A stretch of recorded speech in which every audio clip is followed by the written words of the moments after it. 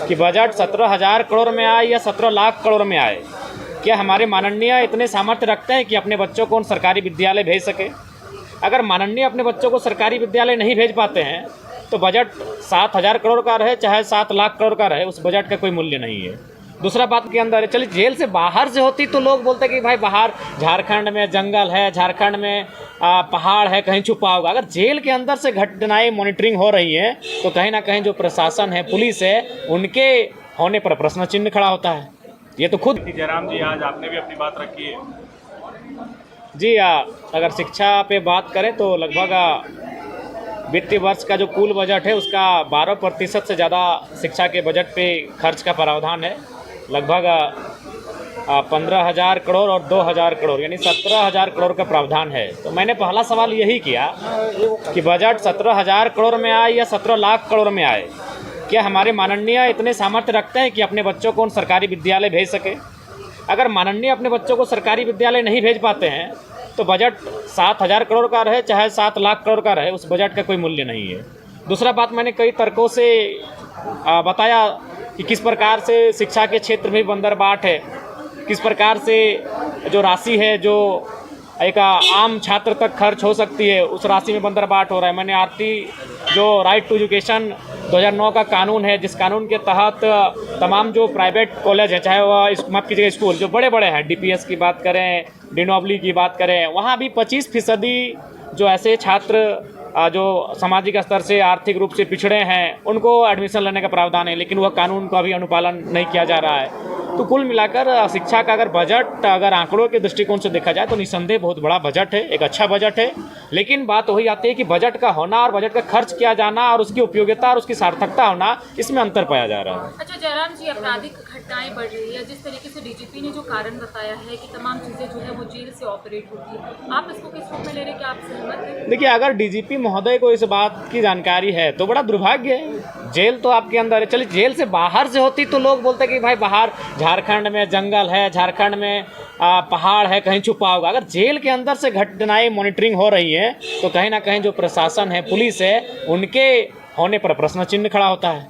ये तो खुद वो ऐसा बयान दिए हैं कि जो अनुचित है।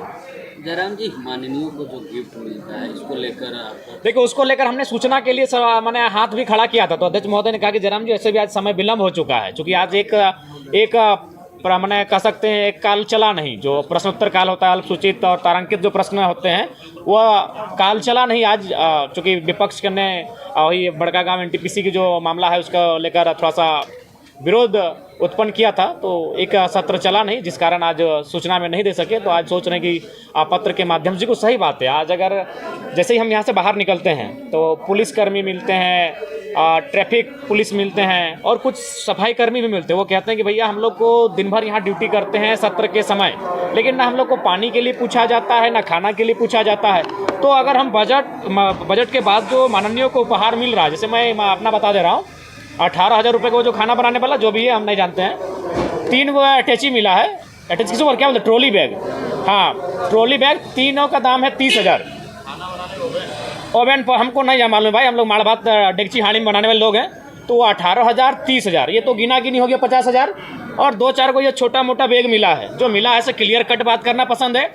एक का दाम है 3,999 और एक का 4,500, यानी और आंकड़ा हो जाता है लगभग 60,000 के आसपास। यानी अभी तक 60,000 रुपये उपहार एक विधायक को मिल चुका है।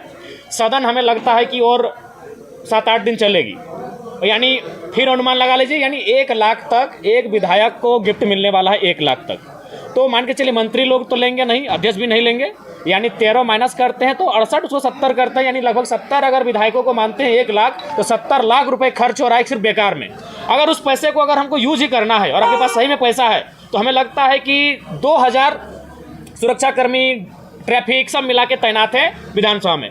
अगर उनमें अगर 100 रुपये इन्वेस्ट करते हैं एक दिन का तो 2,000 गुना कितना हो गया, 2,000 गुना 100 यानी लगभग हो गया आपका 2 लाख। तो हमें लगता है कि बहुत कम राशि में, बहुत ही कम राशि में जो जिस पैसे से माननीय गिफ्ट लेके जा रहे हैं उससे थोड़ा कम राशि में ही जो यहाँ पर सिपाही दिन भर खड़े खड़े ड्यूटी कर रहे हैं सत्र के दौरान, उनके लिए भोजन और पानी की व्यवस्था बहुत कम राशि में हो सकती है। तो हमें लगता है कि एक आदर्श राजनीति का उदाहरण प्रस्तुत करना चाहिए इस बार की सष्टम विधानसभा को।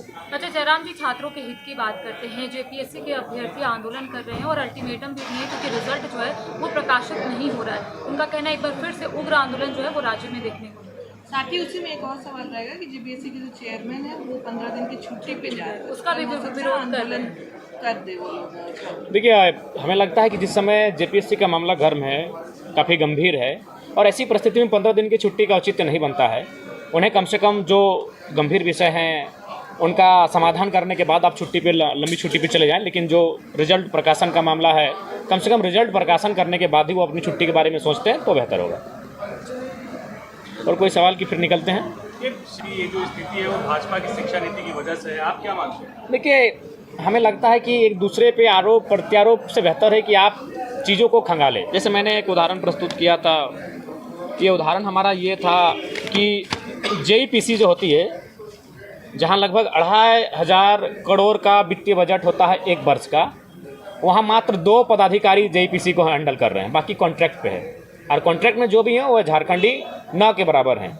वहीं और 2 इकाई उनके समकक्ष अगर बात करें तो प्राथमिक और माध्यमिक निदेशालय, जिसमें लगभग 25 अफसर हैं, यानी 50 अफसर मिलकर काम कर रहे हैं 2 विभाग में, और जेईपीसी में मात्र 2 अफसर हैं, जबकि इसको 2500 का बजट मिल रहा है और इन 2 विभागों मिला के लगभग 100 करोड़ का मात्र बजट मिल रहा है। यानी जहां पैसा है वहां कॉन्ट्रैक्ट में जा चुका है, यानी निजी क्षेत्रों में आप उसको तब्दील कर चुके हैं, इसलिए कि उन पैसों का बंदर बांट हो सके। ये बहुत ही बड़ा गंभीर विषय इस राज्य का, लेकिन चूंकि राज्य के लोग उतनी दूर तक सोचते नहीं है, उतने दूर तक देखते नहीं है, इसीलिए हर किसी छुपा है कि जेईपीसी में जहां 2500 करोड़ का बजट, वित्तीय बजट होता है, वहां 2 अधिकारी जेईपीसी को संभाल रहे हैं। बाकी उनके नीचे जितने भी पद हैं, कार्य करने वाले हैं, सब कॉन्ट्रैक्ट पे आधारित है और झारखंडी नहीं के बराबर है। वहीं अगर आप प्राइमरी और सेकेंडरी की बात करें तो वहां 50 ऑफिसर हैं, जहां वित्तीय बजट मात्र 100 करोड़ का होता है। 100 करोड़ 2500 करोड़, जहां 2500 करोड़ है वहां 2 ऑफिसर हैं, और जहां मात्र 100 करोड़ है